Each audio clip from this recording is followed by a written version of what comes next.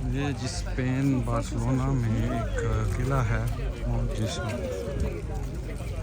यहाँ पे आज मैं विज़िट के लिए आया हुआ हूँ और लोग जो हैं ये देखें यहाँ पे घूम फिर रहे हैं, अपना वीकेंड एंजॉय कर रहे हैं और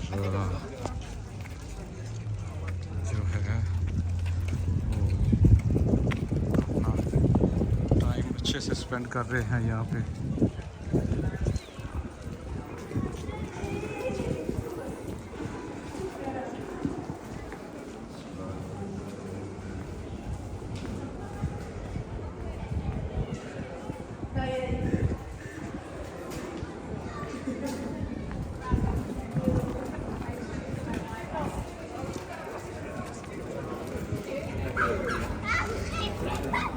ये यहाँ पे जी रिफ़्रेशमेंट के लिए रेस्टोरेंट वगैरह भी बने हुए हैं और लोग रिफ़्रेशमेंट कर रहे हैं।